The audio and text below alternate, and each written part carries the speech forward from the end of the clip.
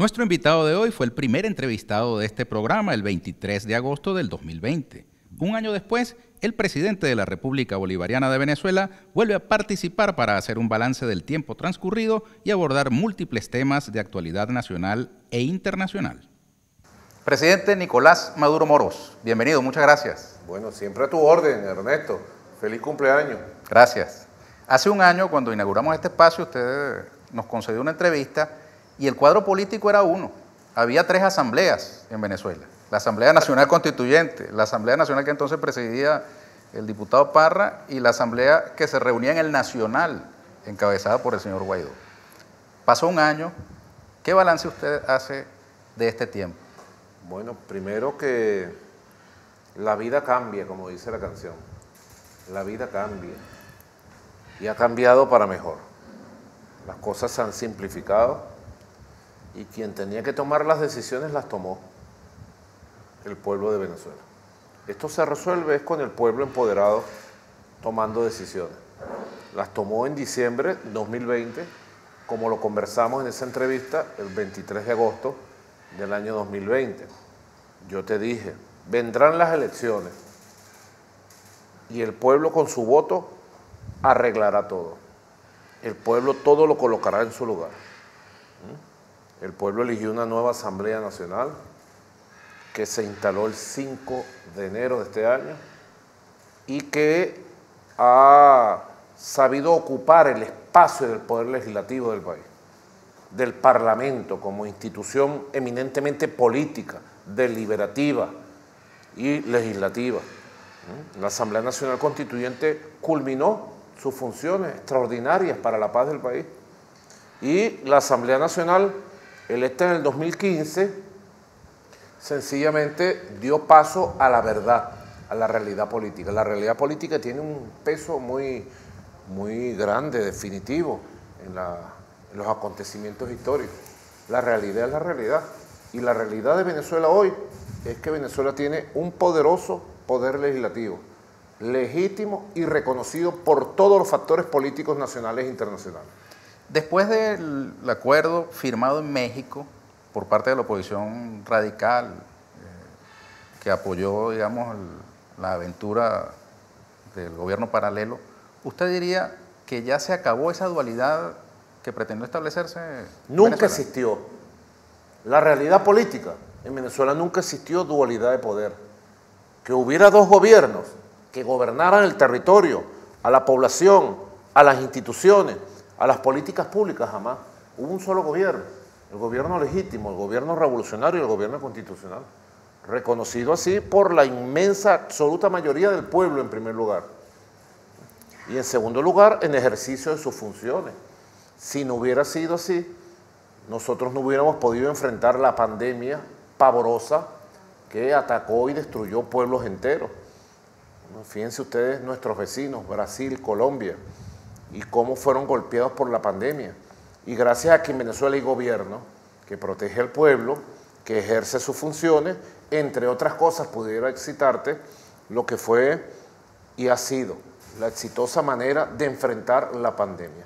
Aquí jamás hubo dualidad desde el punto de vista político, de la realidad del poder en Venezuela.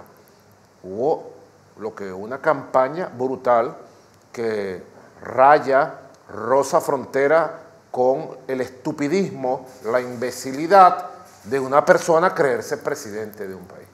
De verdad, eso nunca, no conozco un país del mundo, no conozco, Ernesto, en la historia de Venezuela, alguien que haya hecho eso. No existe. Los Estados Unidos se buscó un pelele, se buscó un tipo muy imbécil, entrenado en los Estados Unidos, agente de los Estados Unidos, para que, bueno, hiciera de pelele, hiciera de falluto, hiciera de títere y buscara lo que ellos buscaban. Ellos buscaban el derrocamiento del gobierno constitucional, la destrucción de la revolución bolivariana y una especie de colonización política y económica de Venezuela. Se lo impedimos, los derrotamos, los aplastamos. Juan Guaidó, para la historia de Venezuela, está aplastado, derrotado como ensayo de intento de intervencionismo y dominación colonial de Venezuela. El señor Guaidó el próximo 19 de octubre va a cumplir 1000 noches acostándose con la idea de que es presidente encargado, al lado de su esposa que se hace llamar primera dama. Hace un año usted nos dijo en este espacio que él podría pasar 10.000 días creyéndose presidente, aunque dijo estar listo para ponerle los ganchos si así lo ordenara el Ministerio Público de la Justicia venezolana. Hace poco usted declaró que ya tiene listas las cotufas para con la primera combatiente disfrutar del momento en que Guaidó va a votar en las elecciones del 21 de noviembre. Esto quiere decir, presidente, y me permito la elucubración, y usted nos corrige, que los acuerdos de México incluyen la impunidad para Guaidó, quienes le acompañaron en esa aventura de dualidad de poder. Aquí no va a haber impunidad, ni en México ni en Marte. Aquí no va a haber impunidad. Aquí tiene que haber justicia, justicia severa, porque es mucho el daño que le han hecho a la vida de la familia venezolana, de la gente común, de la gente de a pie. Mucho el daño con el robo de los activos de Citgo, de Monómero, con el secuestro y robo de más de 8.000 millones de dólares en las cuentas bancarias, con el secuestro y robo de más de 2.000 millones de dólares en el oro que está secuestrado en el Banco de Inglaterra, con las sanciones que ha prohibido la actividad económica de exportación y comercio libre para Venezuela. Es mucho el daño que han hecho, y es mucho el daño que hicieron con los intentos de golpes de Estado aquí, con la firma de un documento para invadir el país en la Operación Gedeón, para asesinar a venezolanos, expresamente colocado allí. Es mucho el daño. Habrá justicia. Puede ser que tarde en los procesos históricos que estamos viviendo, pero yo sueño, si tú me preguntas, a mí en lo personal, yo sueño con el día que haya justicia y que todos estos bandidos y delincuentes paguen ante las leyes venezolanas lo que le han hecho al pueblo de Venezuela. Ahora, ¿cuál es el alcance de lo que se discute en este minuto en México? ¿Hasta dónde llega esa negociación, ese diálogo? En primer lugar, es muy importante recordar, Ernesto, que se firmó un memorándum de entendimiento que luego fue a la Asamblea Nacional y ha sido convertido en un memorándum legal del país, de obligatorio cumplimiento. En ese memorándum de entendimiento firma el gobierno bolivariano legítimo de Venezuela a través del representante plenipotenciario, reconocido así por cartas credenciales oficiales, el doctor Jorge Rodríguez, que a su vez es presidente del Parlamento Nacional, y firma por la plataforma unitaria por la unidad, firma Gerardo Bley, por los sectores de lo que se llama la oposición guaidocista. Allí se establece bien lo que es el gobierno reconocido por la oposición y lo que es la oposición reconocida por el gobierno. Nos reconocemos mutuamente. Allí inclusive la fantasía de gobierno interino, ellos mismos firmaron para acabarla. Están reconociendo el gobierno legítimo de Venezuela. Son dos partes sentadas allí en México, en tantos diálogos que nosotros tenemos activados, paralelos en Venezuela, ahora en México. Ese es uno de los diálogos. Allí lo más importante es que hay un reconocimiento mutuo. Tú me reconoces a mí como gobierno y yo te reconozco a ti como interlocutor válido de la oposición, ¿verdad? De las oposiciones. Ahora, en ese documento además se anexa una agenda de temas. Ahora esa agenda de temas va a ser trabajada.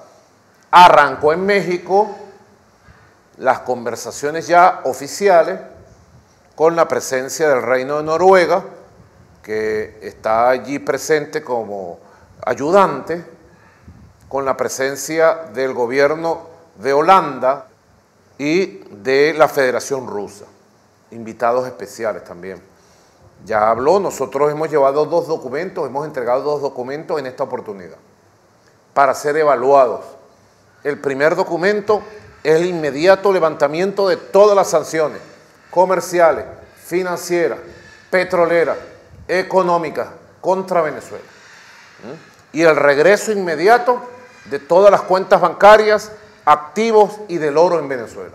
Un documento sustentado jurídicamente. Y además en buena parte respaldado por un conjunto de cartas firmadas por gremios empresariales privados para que, bueno, se regrese todo eso a Venezuela. Y en segundo lugar, hemos presentado un documento privado para que la Mesa de México emita un pronunciamiento en defensa de los derechos venezolanos sobre la Guayana Esequiba. Han sido los primeros dos puntos que hemos colocado sobre la mesa. Bueno, hay que tener mucha paciencia, Ernesto, mucha paciencia. Ya en otras oportunidades nosotros hemos ido de buena fe, de buena voluntad, y la oposición ha pateado la mesa.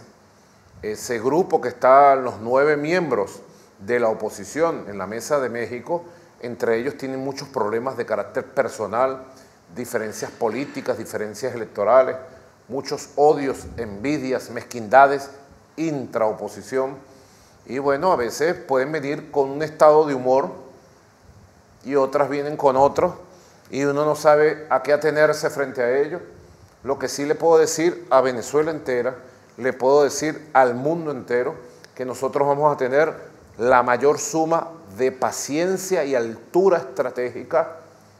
Nos tragaremos cuantos sapos haya que tragarse, con arena incluida, para buscar un acuerdo por la paz, la recuperación, la prosperidad y el bienestar de los venezolanos. ¿Cuáles son los límites de esa negociación, presidente? ¿Qué es lo que es innegociable y qué se estaría dispuesto a negociar? Es difícil establecerlo, de verdad. Hay que estar en el terreno para ver los límites, ¿no? Porque una negociación como esta es exploración permanente. Y uno tiene que estar abierto a explorar. Decirle a la otra parte, saca tus cartas, ponlas sobre la mesa. Y con paciencia y sabiduría evaluarlas. Y los límites se establecen sobre la mesa. Una metodología de trabajo, ¿no?, que hemos aprendido durante muchos años en el mundo sindical, en el mundo de Cancillería, en el mundo de Presidencia. Bueno, ir explorando y tener la capacidad para abrir el juego para ver qué traen, ¿no? Y para poner sobre todo los intereses de la recuperación económica, de la prosperidad de la gente, de la recuperación de la vida de los venezolanos y las venezolanas sobre la mesa. Y buscar que de allí salgan acuerdos. Yo te voy a decir algo, sin ánimos de ofender a la plataforma unitaria por la unidad, que está ya sentada con nosotros, sin ánimos de ofenderlo. Cuando nosotros nos sentamos en esa mesa, entendemos que nos sentamos con el gobierno de los Estados Unidos, porque esa plataforma unitaria por la unidad son los políticos dependientes de los dictámenes de los Estados Unidos, tanto en tiempos de Donald Trump como en tiempos de Joe Biden. Así que en buena parte nos sentamos y cuando le hablamos a ellos, le estamos hablando a Estados Unidos. Cuando negociamos con ellos, estamos negociando con Estados Unidos. Yo te diría, esa es mi visión verdadera, de verdad, verdadita. Al final, cuando estamos hablando con la oposición guaidocista, estamos hablando con el gobierno de Estados Unidos, porque ellos son los políticos de los Estados Unidos en Venezuela. ¿Y el gobierno venezolano le da, de alguna manera, un voto de confianza a esa contraparte para comprometerse en el nombre del gobierno de los Estados Unidos? Es decir, en el hipotético caso de que se llegara a un acuerdo del levantamiento de las sanciones, así llamadas, ¿esa contraparte está en la capacidad de comprometerse a que el gobierno estadounidense hará eso? Bueno, eso habría que preguntárselo a ellos, ¿no? Realmente yo no puedo responder esa pregunta. Lo que sí te puedo decir es que tenemos suficientes elementos para determinar que esa oposición, la plataforma unitaria por la unidad, que está sentada con el gobierno legítimo de Venezuela en México, son los políticos dependientes de Estados Unidos, no de esta coyuntura del 2019 para acá, de 21 años de revolución. Esos grupos políticos, esos partidos políticos han respondido a la política estadounidense en tiempos de George Bush, Barack Obama, de manera brutal en tiempos de Donald Trump y ahora en tiempos de Joe Biden. Esa es la verdad. Es una oposición que no tiene objetivos patrios, que no tiene, digamos, una política nacional y que hace y baila al ritmo de lo que le toquen desde Washington. Es la verdad. Ahora, esa pregunta que tú haces tendrías que hacérselo a ella, en todo caso. Presidente, hace un año le preguntaba yo qué le convenía más a Venezuela, que fuese electo Biden o que fuese reelecto Trump. Hoy, un año después, le reformulo la pregunta. ¿En estos 7 meses y medio de Biden le ha ido mejor a Venezuela que con Trump? Las cosas siguen prácticamente igual. Todas las acciones y medidas criminales de tortura a través de las sanciones contra la economía venezolana, contra la sociedad venezolana, están intactas allí.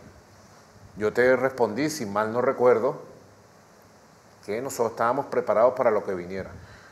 Y de verdad nos preparamos para echar adelante a nuestro país, para pasar de la fase de resistencia dura de la guerra económica a una fase de crecimiento, de expansión, paulatina, sostenible, paso a paso, con 4 años más de Trump. Nos preparamos para 4 años más de Trump, para sus amenazas de invasión, para sus sanciones crueles. Y nosotros estamos en ese plan, desarrollando el plan que hicimos de 4 años más de Trump, recuperando la economía, recuperando el crecimiento, recuperando paso a paso, lentamente y con mucho sufrimiento, el estado de bienestar social, el estado de bienestar de las misiones, que fue tiroteado, vulnerado de manera criminal durante los últimos 3 años. Así que nosotros, te digo, preparados para que el país no dependa de nadie, sino dependa de nuestros propios esfuerzos, únicos y propios esfuerzos. Está mencionando el estado de bienestar social. ¿Hay alguna diferencia entre ese estado de bienestar social y el socialismo bolivariano? ¿Hay alguna diferencia entre ese estado de bienestar y la socialdemocracia? Bueno, te digo que se habló mucho en Europa del estado de bienestar social.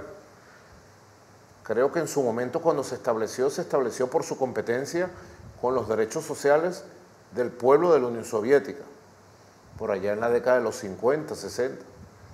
Europa reaccionó, creo, en su momento, tratando de apaciguar los poderosos movimientos obreros que había y construyeron un conjunto de derechos. Derecho a la salud, el derecho al empleo, el derecho a la estabilidad, el derecho a la recreación, el derecho a la educación, que configuraron en Europa, en el capitalismo europeo, el estado de bienestar social europeo, conocido, famoso y celebrado además por la propia clase obrera y por el mundo. Un ensayo que en lo fundamental en los países de Europa salió bien. Luego todo ese estado de bienestar social europeo comenzó a ser desmontado en la era neoliberal del mundo unipolar. Y bueno, ahora Europa sufre las consecuencias del desmontaje del estado de bienestar social. Ahora, en Venezuela el proceso es distinto. El proceso que estamos construyendo, un estado de bienestar social en el marco de las misiones y grandes misiones socialistas, de distribución de la riqueza, de inversión social, de garantía de los derechos como derechos humanos, como derechos constitucionales a la educación, al trabajo, al ingreso, a la salud, a la cultura, a la identidad, a la recreación, a la vivienda, etcétera, etcétera. Entonces, hubo un pensador español, un escritor español, don Alfredo Serrano, que fue el primero que se refirió, escribió un libro llamado El pensamiento económico de Hugo Chávez, un libraco así gigantesco, como el 3er tomo del Capital. Y allí él fue el primero que empezó a hablar del estado de las misiones socialistas, del estado de bienestar de las misiones socialistas. A mí me gustó mucho ese concepto y me parece que es la búsqueda nuestra. Vamos en la búsqueda de la construcción de un estado del bienestar social de las misiones socialistas, de la igualdad social. Creo que es perfectamente compatible con nuestro concepto multidimensional de la construcción del socialismo bolivariano del siglo XXI. Le hago la pregunta porque precisamente en este momento estamos en un proceso de encuentro con factores con los que ha habido una confrontación histórica. Por ejemplo, Fedecámaras. Hasta no hace mucho, en abril de este mismo año, usted denunció incluso que Fedecámaras se mantenía en la conspiración para derrocar al gobierno bolivariano. Los llamaban las víboras. Y después vimos a la vicepresidenta Delcy Rodríguez asistiendo por primera vez en mucho tiempo a la asamblea anual de Fedecámaras. Uno se pregunta, ¿hay espacio para un encuentro con esa parte del empresariado venezolano en el marco de la revolución bolivariana, o es ineluctable, ineludible la confrontación como la lucha de clases? La lucha de clases existirá, con diálogo o sin diálogo. La lucha de clases es un hecho histórico, objetivo, real, verdadero y subjetivo también, porque es lucha de ideas, lucha de proyectos, lucha de realidades, lucha del poder, lucha de la distribución de la riqueza. Esa es la lucha de clases. La lucha de clases incluye toda la distribución de la riqueza de un país, la producción de esa riqueza, ¿no? Las ideas predominantes, hegemónicas, la cultura dominante, las fuerzas políticas dominantes y la confrontación en todos los sentidos. Nosotros lo que hemos planteado a todo el país, ¿no?, y a los imperios que han avalado las conspiraciones, es que vayamos a una regularización de la guerra y se respete la Constitución de Venezuela. Y por las vías del diálogo y la democracia busquemos soluciones. Basta ya de conflictos estériles, hemos dicho. Basta ya de enfrentamientos estériles. Vayamos a resultados nuevos, con métodos nuevos. Y bueno, nosotros podemos sentarnos a hablar hasta con el diablo. Hasta con el diablo. Lo hemos hecho muchas veces. Lo estamos haciendo hoy. ¿Quién iba a pensar que nos íbamos a sentar con la autodenominada Plataforma Unitaria por la Unidad, la oposición guaidocista? Nos íbamos a sentar a hablar con la oposición guaidocista. Yo dije, sentémonos. ¿Que hay que sentarse a hablar con Fedecámara? Sentémonos. Como dice la canción, sentémonos a pensar. ¿Ah? A pensar, a hablar, bienvenido el diálogo. Y de ahí van surgiendo ideas. Y bueno, si estamos de acuerdo en 1, 2, 3 ideas para la recuperación económica, para el progreso y la prosperidad del país, bienvenido. Si no estamos de acuerdo en un conjunto de visiones, bienvenido también. Nosotros tenemos el proyecto histórico, Proyecto Nacional Simón Bolívar, el socialismo bolivariano del siglo XXI, cristiano. Nosotros somos chavistas, revolucionarios, y buscamos construir un país que produzca riqueza y que distribuya esa riqueza para la felicidad económica, social, espiritual, cultural de las mayorías o de todo el pueblo, de un país unido en paz.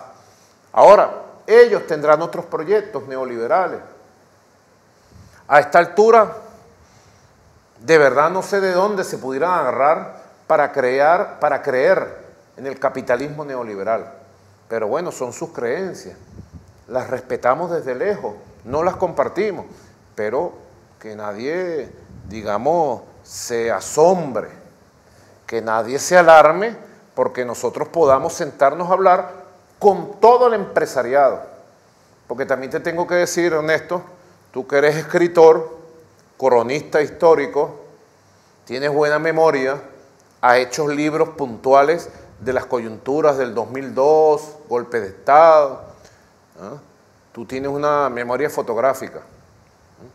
Tú debes saber que el comandante Hugo Chávez en todos los periodos, siempre, antes, durante y después de los golpes de Estado que le dieron, convocó al diálogo, al entendimiento, a la superación de los problemas a través de la palabra. Y nosotros que somos guerreros, combatientes, tú lo conoces muy bien, somos guerreros, somos combatientes. Combatientes tiran las manos.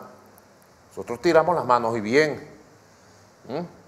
No nos quedamos nosotros, no nos dejamos echar tierrita en los ojos, pero como buenos guerreros también sabemos hablar, dialogar y resolver los problemas.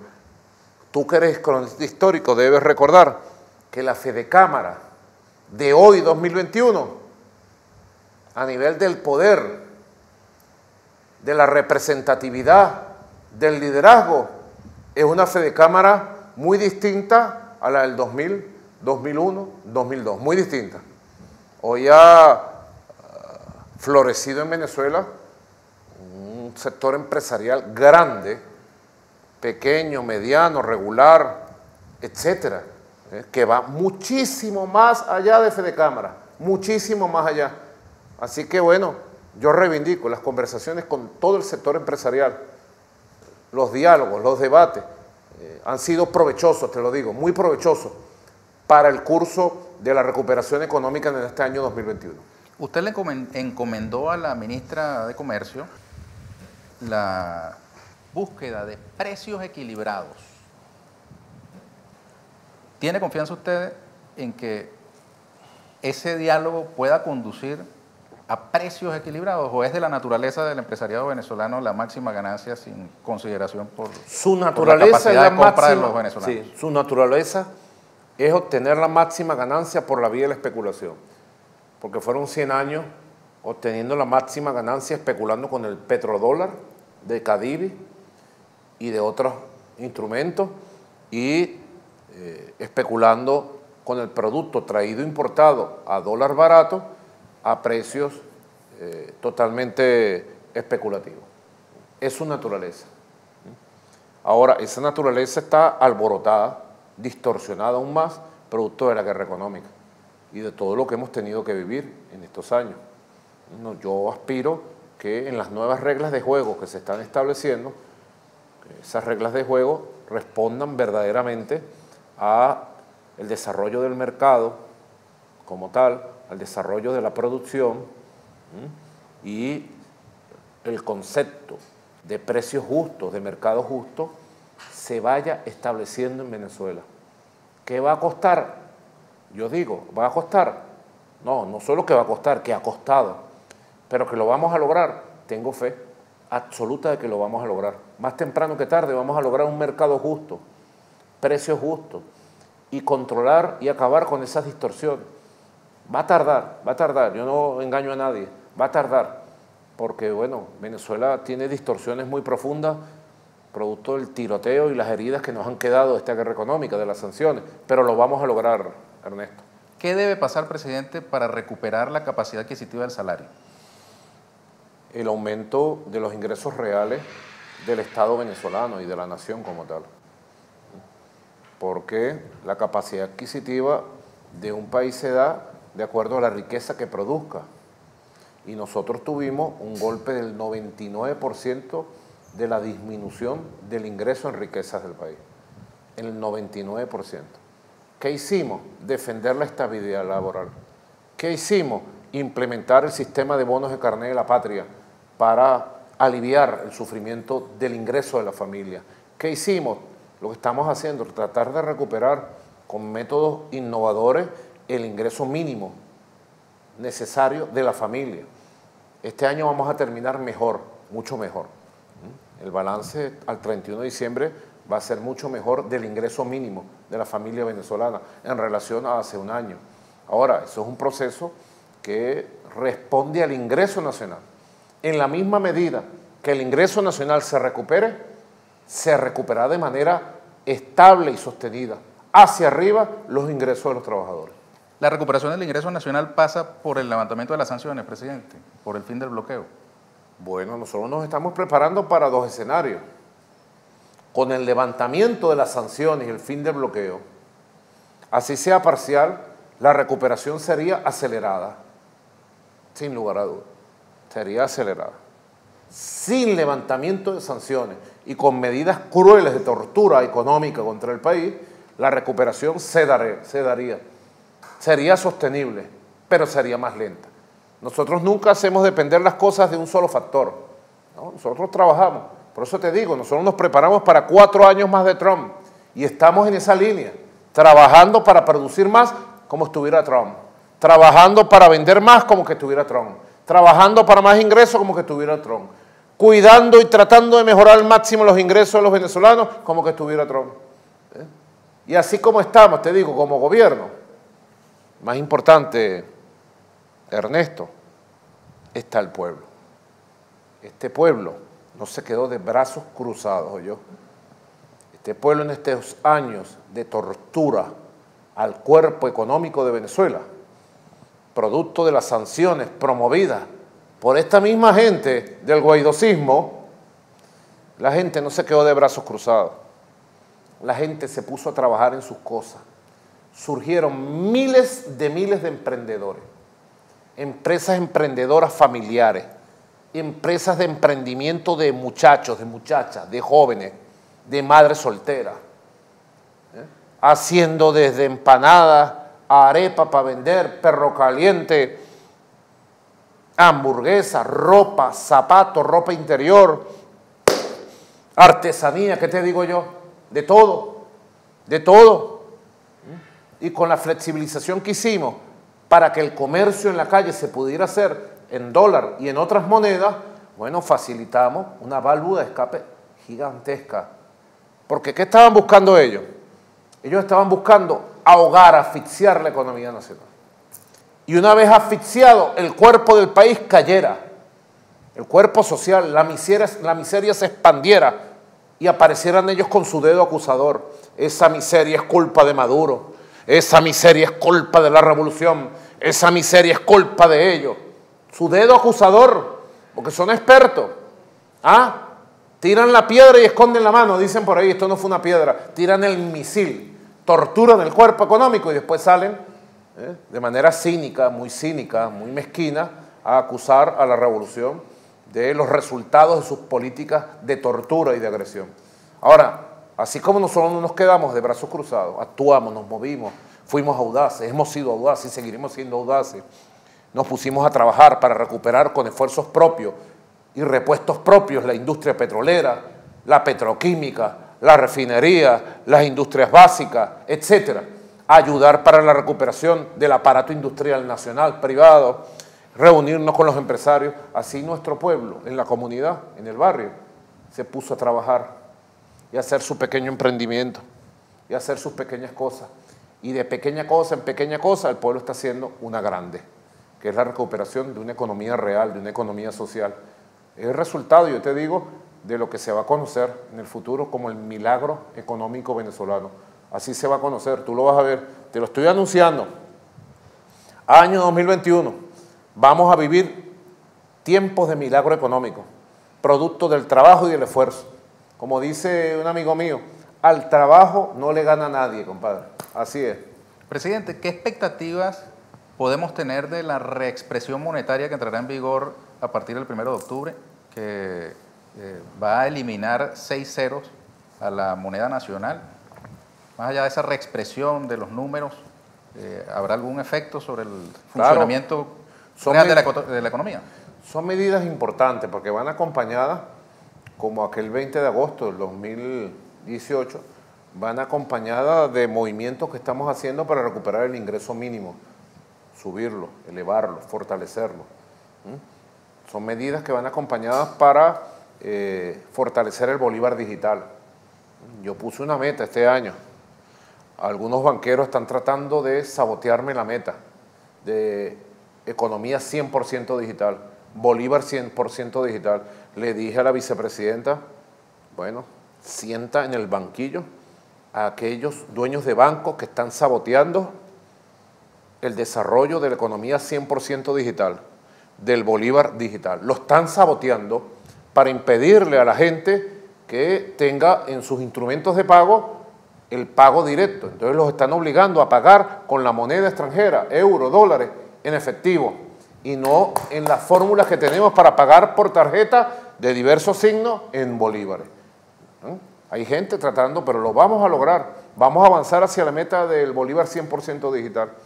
Y estos 6 ceros van a facilitar las transacciones, la contabilidad, la vida de la gente, ¿vale?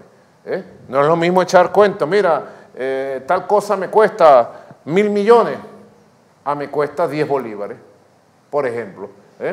Entonces son medidas en medio de una guerra económica, de una economía de guerra. No hemos salido de la economía de guerra. Son medidas para facilitar las transacciones, el comercio y, bueno, para llenar a la gente de optimismo, de otra visión.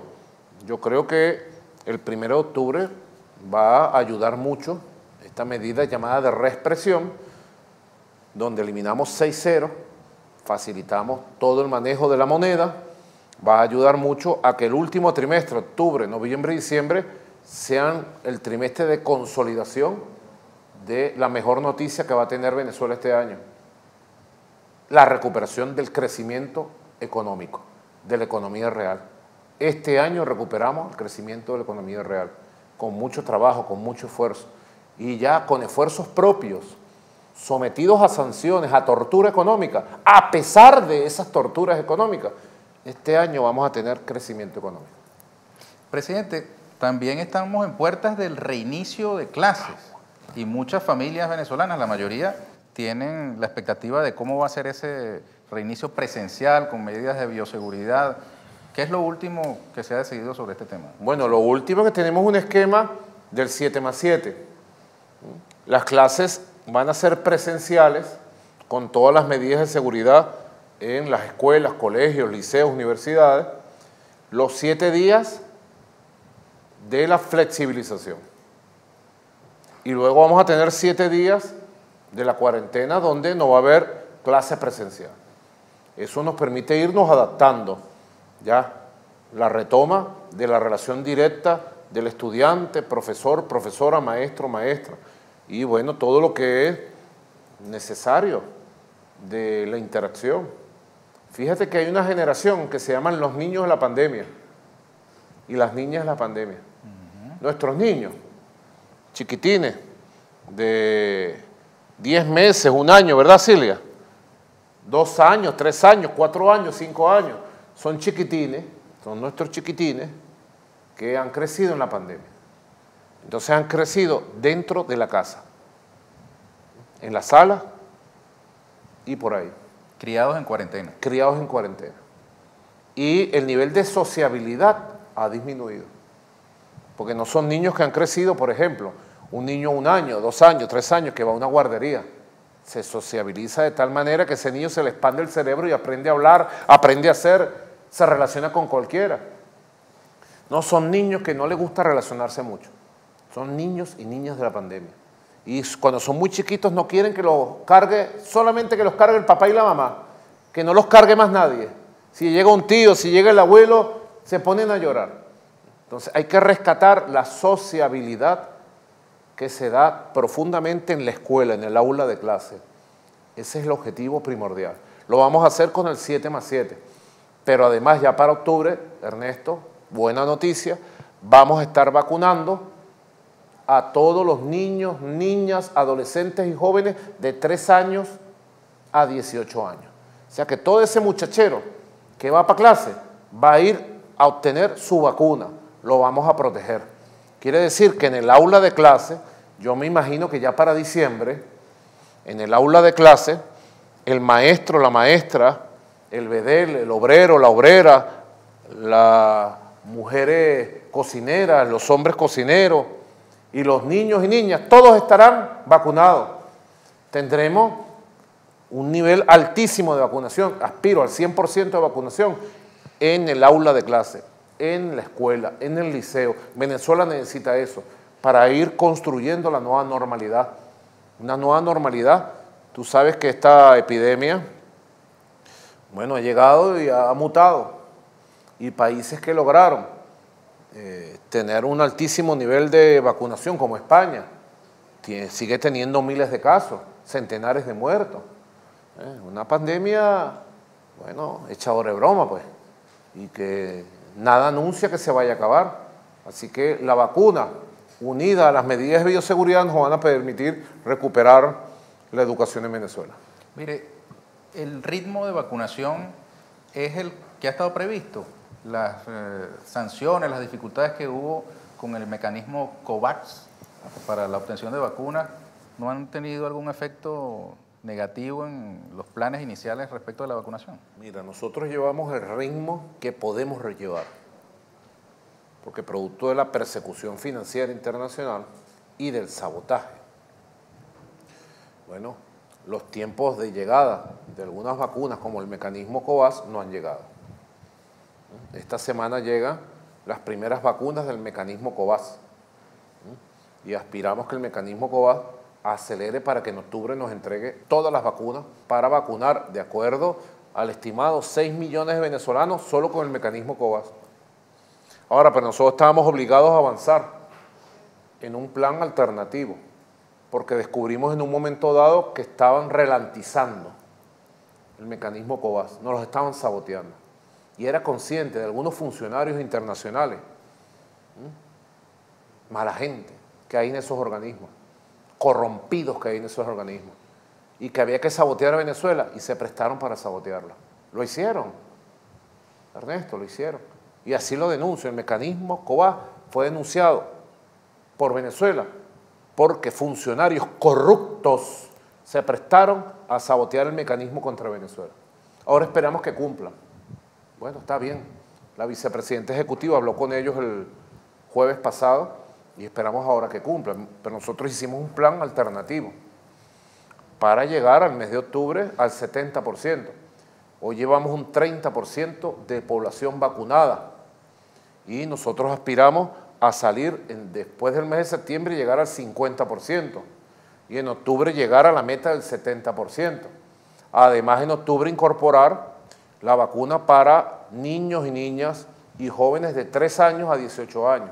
Así que creo que Venezuela, a pesar de todo, lo que hemos sido víctimas, a pesar de todo, llevamos un ritmo bastante pronunciado, bastante importante. Días atrás el embajador ruso se reunió con el nuevo canciller Félix Plasencia y dio la noticia de que se van a reanudar los envíos de la vacuna rusa Sputnik, ¿no? Porque hubo un número determinado de venezolanos que recibieron la primera dosis y están ansiosos por la segunda. No, sí, eso no se cumplió eso se la expectativa de hacerlo inmediatamente, ¿no? Se conversó con el embajador ruso, ya ellos han solventado algunos problemas que tenían en las empresas de producción y ya esta semana, el lunes, ingresa a Venezuela parte de esa segunda dosis y ya para finalizar septiembre debe estar concluida la operación de la segunda dosis. Presidente, y respecto del sistema de salud, porque una cosa es la vacuna y otra es la atención a los ciudadanos, a los pacientes que terminen siendo contaminados. ¿Cuál es el balance que usted hace de la respuesta que se ha podido dar y las perspectivas que hay en el sistema sanitario venezolano? Mira, vale, ha sido tremendamente estresante para el sistema de salud, no solo de Venezuela, sino del mundo. Sistema estresado, porque hay que ver las médicas y los médicos que me están oyendo y me están viendo. 16 meses sin parar y sin descansar, atendiendo casos y casos, casos y casos. En los CDI, increíble. Hemos salvado centenares de vidas. En los hospitales del país, los hospitales que se han especializado en todo este tema del COVID. Venezuela tiene un protocolo, te digo, muy confiable del tratamiento del COVID, muy confiable, que nos ha permitido combinar los antivirales más poderosos del mundo con nuestros antivirales, con el Carbativir, el Remdesivir, el Favipiravir de Rusia, los mejores antivirales a la disposición gratuita de los venezolanos y venezolanas. Por ahí ha habido denuncias en las redes, yo las capto rápido, con el ministro Jorge Márquez, con la vicepresidenta ejecutiva, con el ministro de Salud, que están vendiendo el Remdesivir carísimo en el hospital tal, ¡pum!, nos movemos. ¿Quién lo está vendiendo? Y si fuera cierto, está preso el que lo está vendiendo, porque hay que garantizar todo el protocolo médico y de medicina para el tratamiento del coronavirus, hay que garantizarlo gratuito. Ahora hay que vencer el estrés. No es fácil, te lo digo. Yo estoy encima de eso todo el tiempo, motivando, hablando, refrescando, ayudando. Pero bueno, no es fácil exigirle al gremio de profesionales de la salud, venezolanos y venezolanas, y cubanos y cubanas que están en la misión, que se repongan sus fuerzas, que salgan de lunes a lunes todos los días a atender casos, que ven el caso grave aquí, el caso grave allá. Bueno, eso no es fácil, lo digo, y es lo que tendría que responderse. El sistema de salud está muy estresado. Estamos atendiendo y seguiremos atendiendo, y seguiremos garantizando una sonrisa, un gesto de amor y los mejores medicamentos del mundo gratuitos para todos. Presidente, estresante también es el tema de la gasolina. Las colas continúan, ¿no? ¿Cuál es la perspectiva? La perspectiva es que eso se resuelva. Venezuela no tendría ni una sola gota de gasolina, Ernesto. Tú ves el movimiento que hay en autopistas y carreteras del país. Todo ese movimiento se da porque la estamos produciendo en Venezuela. Ahora, ha aumentado el crecimiento de la actividad social económica de calle y aumentó el doble la exigencia del consumo. Nosotros tenemos que saber que el mercado interno de hidrocarburos ha aumentado 2 veces en el transcurso de este año. Es uno de los indicadores importantes de la reactivación económica. Y nosotros hoy por hoy, bueno, estamos ya preparados para en las próximas semanas entrar a una fase de producción también del doble de los hidrocarburos y con el favor de la organización popular, con el favor del funcionamiento de las estaciones de servicio fuera de las mafias corruptas que se apoderan de algunas estaciones de servicio, con el favor del Ministerio de Energía y de PDVSA, nosotros esa producción grandiosa y milagrosa que vamos a hacer del doble de los combustibles internos, llegue y ya alivie y resuelve ese tema. La solución de ese problema no pasa también por México, presidente, el levantamiento de las sanciones a PDVSA. Nosotros nos preparamos para los 2 escenarios. Si nos pusiéramos a depender del levantamiento de las sanciones, sería un error garrafal. Nosotros vamos a resolver este problema con esfuerzo propio.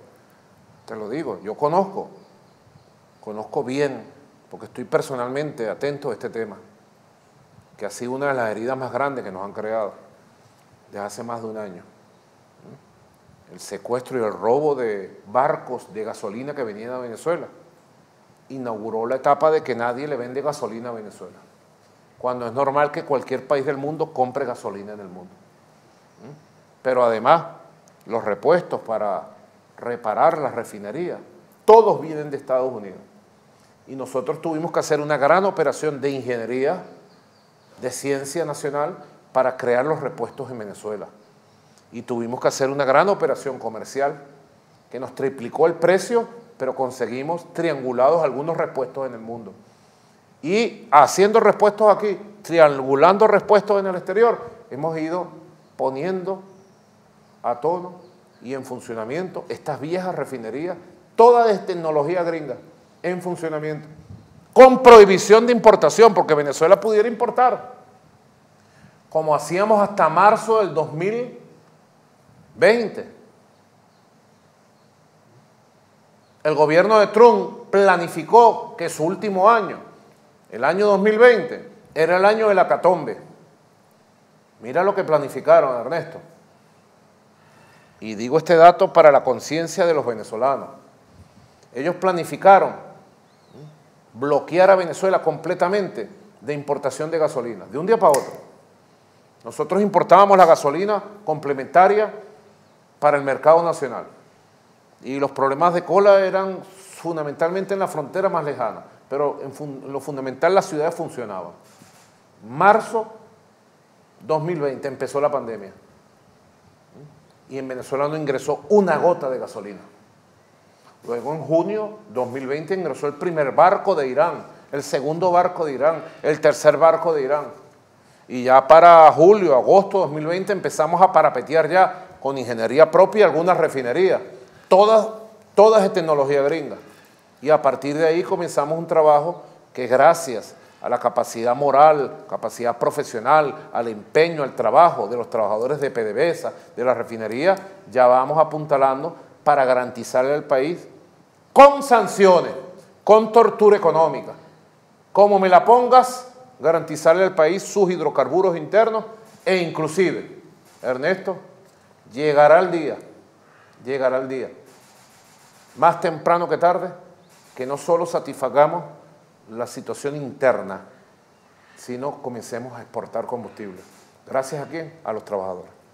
¿Cómo fue, presidente, que como país, como nación, como revolución, no logramos prever esas vulnerabilidades, amarrar a una industria petrolera que fuese menos dependiente del vecino del norte? Bueno, una industria montada durante 100 años dependiendo de la tecnología del norte. Meternos una puñalada y autoflagelarnos, no lo voy a hacer, Ernesto, porque un país funciona de manera normal. Y yo no voy a estar haciendo planes para si hay una guerra nuclear ahorita. Podré tener una visión, si hay una guerra nuclear, haríamos esto, ¿verdad? Y esto. Pero nadie pensaba que un sector político interno, el Guaidó, el Leopoldo López, el Capriles, el Julio Borges, le iban a pedir a sus dueños gringos que bloquearan el país completamente al 100%. Y que ellos iban a bloquear al 100% la entrada de barcos al país, la salida de barcos del país. Hay que ver lo que hemos pasado, Ernesto. Pero autoflagelarme, no me voy a autoflagelar. Hemos hecho lo que teníamos que hacer en cada momento.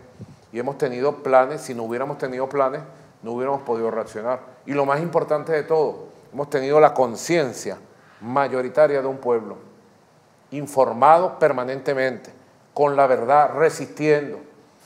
Porque hay que ver la rabia que uno pasa haciendo una cola de eso. Y la gente pasa su rabia, pero tiene conciencia de a qué se debe eso, y además tiene conciencia y la esperanza de que lo vamos a resolver como lo vamos a resolver muy pronto. Presidente, hace un año yo le comentaba sobre una posición pública de la Conferencia Episcopal Venezolana llamando a votar en las elecciones parlamentarias. Usted saludó ese pronunciamiento y bueno, pasaron los meses, se dieron esas elecciones y casi 20 años después de su última visita al Palacio de Miraflores, vimos al cardenal Baltasar Porras reunido con usted allí en el Palacio. La última vez que había estado Porras fue en el golpe de abril, el 12 de abril del 2002. Marcó esa beatificación de José Gregorio Hernández una nueva etapa en las relaciones con la Iglesia. Hace unos días lo vimos a usted increpar duramente a voceros de la Iglesia del Estado Mérida. A un sector, claro. Quisiera luces suyas sobre esa relación con ese factor de la sociedad venezolana. Si tú me preguntaras, yo digo que nosotros debemos tener las mejores relaciones de respeto, de entendimiento, de diálogo, con todas las iglesias del país, con todos los cultos, con todas las prácticas religiosas, todas. Somos cristianos. Yo soy cristiano. Y siempre digo cristiano de Cristo, directo de Cristo. Creo en los valores de Cristo, en la palabra de Cristo, en el sueño de Cristo, en el poder espiritual de nuestro Señor Jesucristo. Sobre la base de Cristo se han levantado iglesias, una de ellas la católica. Y como me comprometí con el Papa Francisco en una reunión de las que he tenido con él, bueno, yo no voy a pelear con esa iglesia católica. Yo siempre le mando a decir al Papa Francisco, no voy a estar peleando con el alto clero, con el alto mando, pero también exijo respeto. Respeto en el espíritu de la convivencia. Respeto en el espíritu de la convivencia. Porque de verdad ellos son especialistas en herir. Y un pastor no puede ser especialista en herir, en dañar a sus ovejas, a su pueblo. Ellos son especialistas en herir al pueblo chavista, a la revolución bolivariana, al gobierno. Son especialistas en parcializarse por la derecha extremista. Son especialistas en defender los crímenes de la derecha extremista. Yo digo, háganse especialistas en respetar la diversidad, la pluralidad. Háganse especialistas en buscar la concordia, el perdón nacional y no parcializarse como se parcializan. Lo que yo les he dicho a ellos en privado, en ese encuentro con el cardenal Porras, fue un encuentro muy ameno, te digo. Y estuvo Cilia, mi esposa, aquí está Silita, tuvieron varios ministros. Fue un encuentro ameno. Yo diría, ¿por qué si los encuentros privados son tan fructíferos y amenos, por qué no podemos tener una relación pública amena, fructífera también? Es una pregunta que yo dejo en el aire. En todo caso, al alto clero católico le manifiesto mi voluntad de diálogo permanente, de perdón y de que marchemos juntos por una Venezuela mejor de todas y de todos, aunque suene eslogan. Presidente, otro factor de la sociedad venezolana con el que se plantean unas relaciones, digamos, diferentes, usted me corrige, es con las universidades. hemos visto el proceso de recuperación de las infraestructuras de la ciudad universitaria de Caracas, liderado por la vicepresidenta por instrucciones suyas. ¿Eso es una política integral respecto de la generalidad de las universidades, solamente por la crisis que se registró en materia de infraestructura en esa universidad? Bueno, la crisis que se generó producto del abandono de la infraestructura de la Universidad Central de Venezuela, que hizo que se cayera un techo de la Plaza Jorge Rodríguez, ahí de Tierra de Nadie, que se conoce dentro de la Universidad Central, y luego el diagnóstico que se hizo, donde prácticamente la Universidad Central de Venezuela estaba a punto de desplomarse. Un patrimonio arquitectónico y cultural de Venezuela y de la humanidad, hecho por el Gran Villanueva, que nos duele a todos. A partir de ahí ha comenzado un proceso de acercamiento con autoridades universitarias, decanos, profesores, profesoras, con la propia rectora, que tiene como 20 años de rectora allí en la Universidad Central de Venezuela. Bueno, ojalá se consolide, yo lo dije, ojalá se consolide un proceso de acercamiento con las autoridades de estas 5 universidades nacionales. No solo aquí, en la Universidad de Oriente, el protector de Anzoátegui, Luis José Marcano, ha venido reparando la Universidad de Oriente y acercándose a las autoridades. En la Universidad del Zulia, el gobernador Omar Prieto está de frente ayudando a la recuperación de las facultades de la Universidad del Zulia.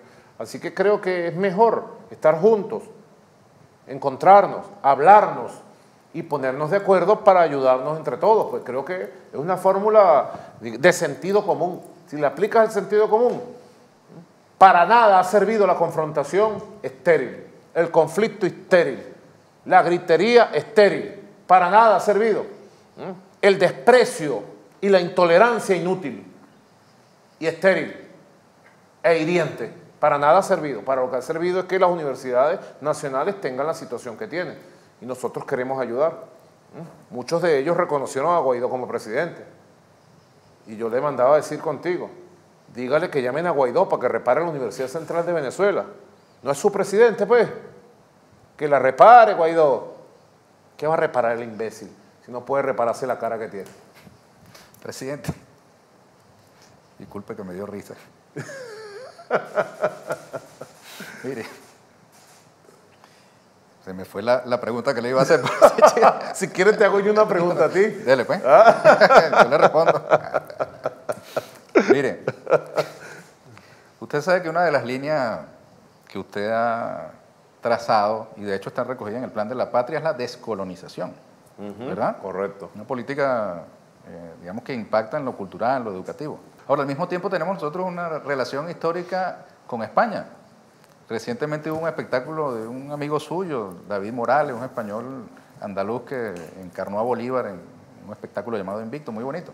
Y allí usted se refirió a España como la madre patria. ¿Cómo se compagina una política de descolonización con esa relación, digamos, así descrita, con España como una madre patria? Bueno, porque hay una España también grande, grandiosa, de grandes ejemplos de lucha por su propia independencia, por su propia libertad, ¿no? Hay una España de una cultura hermosa y de un heroísmo, el heroísmo republicano de 1936 al 39, una España gigantesca en ejemplos, una España de la cultura. A esa España admiramos y la queremos. A ese pueblo español noble lo admiramos y los queremos. Y nosotros hace mucho tiempo hemos dicho que hay que descolonizar la relación entre España y Venezuela. Es una tarea pendiente, una mención pendiente de 200 años, porque en España la élite española, la élite política, económica, comunicacional española es eminentemente colonialista. Tienen una visión de la historia colonialista. Cuando vienen a América Latina y el Caribe, vienen a vanagloriarse de que ellos fueron dueños y señores de estos territorios. Todavía, claro, hay una élite ultracolonialista como el Partido Vox, ultracolonialista, pero lo que hace el Partido Vox de España es expresar lo que todos los demás de la élite creen de América Latina. Ellos creen que los colonizadores vinieron a liberarnos de la incivilización, de la incultura, etc. Entonces hay que descolonizar la relación entre España y América Latina y el Caribe, y en este caso entre Venezuela y España, y darnos muestras de respeto y de amor. Ese espectáculo que hubo, andaluz, bellísimo, fue una muestra de respeto y de amor de España por Venezuela y de nosotros hacia la cultura y el baile español. Presidente, ya para terminar, pues estamos ya pasados de tiempo. Sabemos que usted tiene una agenda muy apretada. Podríamos seguir hablando aquí de varios temas. Siga hablando, por favor. ¿Sigo hablando? Sí. Perfecto. Bueno, pero le quería preguntar algo personal, ¿no? En su fuero interno, presidente, ¿cuáles son los métodos que usted aplica para mantener la serenidad y el humor en medio de las altísimas tensiones que le ha tocado vivir? Bueno, porque tengo fe en lo que estamos haciendo. Tengo fe en Venezuela, tengo fe en el alcance histórico y en la justeza del proyecto bolivariano. Y además porque tengo un compromiso jurado con nuestro comandante padre Hugo Chávez. Un compromiso jurado con su vida, con su esfuerzo. Siento que nuestra vida, Ernesto, nuestro esfuerzo y la obra que vayamos construyendo es la continuidad física, material de la vida y de la obra de ese gigante llamado Hugo Chávez. Y tengo una fe absoluta en el pueblo.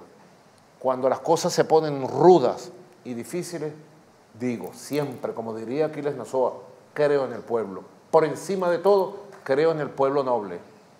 Creo en el pueblo noble que lucha, que va a pie y que ha respaldado la revolución en todas las circunstancias. Hay que ponerse a pensar. Hay que ponerse a pensar lo que hemos pasado. Intentos de guerra civil, guarimba, amenazas de invasión, intentos de invasión, atentados personales, intentos de magnicidio, la guerra económica que es invisible, pero son como misiles que van cayendo sobre la vida económica del país y nosotros estamos aquí de pie. ¿Gracias a qué? A nuestra fe, nuestra fe en nuestra causa, en nuestro proyecto histórico. ¿Gracias a quién? Al pueblo. Y sin un lugar a dudas, en primero que todo, gracias a Dios, a su poder maravilloso que está con nosotros. Ya que usted me dijo que le siguiera preguntando, le pregunto. Pregunte. ¿Cómo está el chavismo hoy de cara a las elecciones del 21 de noviembre y tras las primarias? Yo creo que está motivado y está bastante bien, porque fuimos la única fuerza política del país que abrió las compuertas para consultar, para darle el poder de postulación a las bases, para darle el poder de decisión al voto del pueblo en elecciones abiertas. Yo creo que arrancamos bien, creo que arrancamos ganando. Ahora, arrancar ganando no quiere decir que ya ganamos. Ahora viene la campaña electoral, viene una guerra intensa política y nosotros necesitamos hacer una campaña ejemplar con propuestas creíbles, con los buenos líderes y lideresas que tenemos para asegurar el triunfo. Cada elección es un mundo. Hemos ido a 28 elecciones, Ernesto, 28 elecciones. Hemos ganado 26. Las 28 elecciones han sido cada uno un mundo. Tenemos experiencia, tenemos conocimiento. No debemos confiarnos ni por un segundo. Yo le digo a los líderes y lideresas, a los jefes y jefas de calle, de comunidad, de VC, del Gran Polo Patriótico, del Congreso Bicentenario de los Pueblos, y le digo a todo el pueblo de a pie que me escucha, que nadie se confíe. Si esta gente llegara a ganar una gobernación importante o una alcaldía de una ciudad importante, la utilizarían como utilizaron la Asamblea Nacional, para traer la violencia otra vez, para traer la guarimba otra vez, para sabotear, así lo utilizarían, o para vaguear. ¿Te das cuenta de lo que está pasando en Anzoátegui? Ustedes saben, seguro no saben, porque los grandes medios y las grandes redes lo tapan. El gobernador se fue de vacaciones, ¿no? Bueno, fíjate tú lo que está sucediendo, grave, gravísimo. Si fuera el caso de un gobernador chavista, ¿qué pasaría? Ya el secretario general de la ONU hubiera sacado un comunicado. Ya el gobierno colombiano hubiera sacado un comunicado. Si un gobernador chavista en una zona inundada y destruida por las lluvias estuviera en Miami, como estaba Retosira de Anzoátegui. Ahí está, un gobernador opositor. Se fue el 28 en vuelo privado a República Dominicana, después se fue a Miami. Y después tiene, ¿cómo es que se puede llamar eso para no decirle malas palabras? Tiene la caradura de sacar un decreto decretando la emergencia en el estado de Anzoátegui, firmado en el Palacio de Gobierno de Barcelona, y está en Miami. Son delitos. Yo digo, ¿dónde está la fiscalía? ¿Dónde están los órganos de justicia de este país? Son delitos. Mientras que el canal de aliviadero del río Neverí, tapado, inundadas sus poblaciones vecinas, porque el hombrecito, gobernador de Ramos Alud y de Capriles, en Anzoátegui, está en Miami dándose la gran vida. Eso es delito, compadre. Usted es autoridad pública. ¿Qué hace usted por allá? Yo le preguntaría, ¿qué hace el Consejo Legislativo de Anzoátegui? ¿No le exige cuenta a este gobernador? Bueno, esperemos qué pasa, pues. Pero ahí tú te das cuenta, pues, que nosotros tenemos que ganar. De todas tenemos que ganar para garantizarle paz, gobernabilidad, estabilidad y que el pueblo no esté huérfano en ningún estado ni ningún municipio del país. Semanas atrás usted sorprendió, presidente, al anunciar la eliminación de la figura de los protectores. No habían comenzado las lluvias, las emergencias. Sin embargo, en esta emergencia hemos visto a Luis José Marcano atendiendo la emergencia de las lluvias, protector de Anzoátegui, candidato a gobernador, y también a Jason Guzmán en Mérida, haciendo lo propio en medio de las inundaciones. Esa figura, ¿usted insiste en desaparecerla? Estoy arrepentido de ese anuncio, te lo digo, pero fue un compromiso y lo vamos a cumplir. Pero estoy arrepentido de ese anuncio, porque si el pueblo de Mérida dependiera del gobernador de Ramos Alud y de Capriles, que es Guevara, para restablecer la electricidad, el agua, la vialidad, la carretera, para que llegara el alimento, ese pueblo estaría ahorita, bueno, quién sabe en qué situación estaría el pueblo de Santa Cruz de Mora, de Tovar y de todo el Valle de los Mocotíes. ¿Quién llegó de primero? El protector. Jason Guzmán, es la verdad, el diputado Jason Guzmán. Gran muchacho, ¿viste? Se calzó sus botas y se metió allí desesperado. Se lo pudo haber llevado al río. ¿Quién está allí que no ha abandonado al pueblo? Jason Guzmán, el protector. Y cuando vino la inundación, yo tenía un programa, un acto de gobierno, y me dice, está totalmente inundado Barcelona. Se desbordó el Neverí, ¿verdad, Silvia? Nos llevó un mensajito. Se desbordó el Neverí y hay decenas de cocodrilos en las calles. Yo dije, increíble, me mostraron las imágenes de los cocodrilos. Y ahí mismo hicimos un pase. ¿Quién estaba salvando vidas del río desbordado? ¿Quién estaba metido en el río? El protector de Anzoátegui, el diputado, joven diputado, periodista, Luis José Marcano. Por eso te digo, me arrepiento de haber hecho ese anuncio, pero tengo que cumplir mi palabra, porque ha sido un acuerdo con las oposiciones del país. Y bueno, gane quien gane, será gobernador. Por eso es que le digo a la gente, usted gana algo votando por los candidatos de Ramos Alud y Capriles. Ahí tiene dos gobernadores. Ellos tienen, Capriles y Ramos Alud, tienen al gobernador de Anzoátegui y Mérida. El gobernador de Anzoátegui en Miami de vacaciones. Y el gobernador de Mérida no se sabe dónde está. No ha aparecido. El pueblo de Mérida, huérfano de gobernador. Gracias a Dios los dos, Mérida y Anzoátegui tienen dos jóvenes protectores que dan la cara por ellos. Gracias a Dios. Presidente, ahora sí vamos a ir redondeando. Yo estaba dejando para el final lo más grato, las inmensas satisfacciones que el deporte venezolano le ha traído a la patria, con los éxitos en las Olimpiadas y ahora en los Juegos Paralímpicos. Quisiera un comentario suyo sobre esta, digamos, novedad. ¿Qué sucedió en Venezuela en estos años que pudo florecer ese medallero al que no estábamos habituados? Tuvimos la mejor participación olímpica de la historia de Venezuela. Y el pueblo se lanzó a las calles a recibir a sus medallistas, a sus atletas. Le hicimos un homenaje, un reconocimiento y un apoyo especial. Y allí ordené se hiciera un plan nuevo para ir a las Olimpiadas y para los Paralímpicos de París 2024. En esa fase estamos preparando un plan más ambicioso, más fuerte. Y llegaron los Paralímpicos. Sile y yo hemos visto los Paralímpicos a través de TVs, que lo transmiten vivo.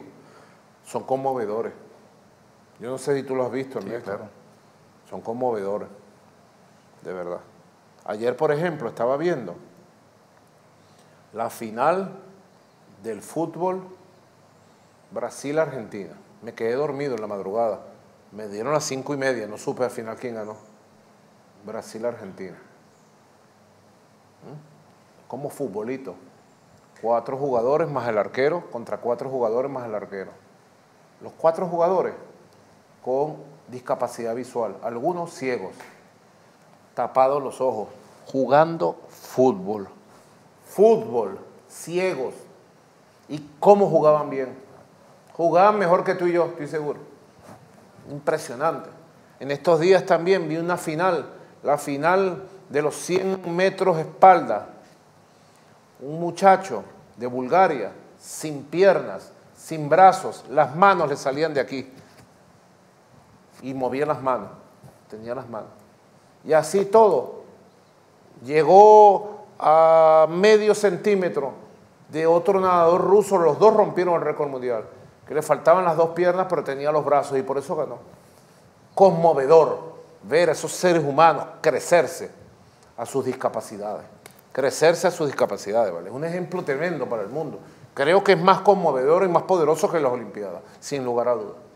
Aunque no la vea tanta gente como ven las Olimpiadas. No es tan famoso como las Olimpiadas.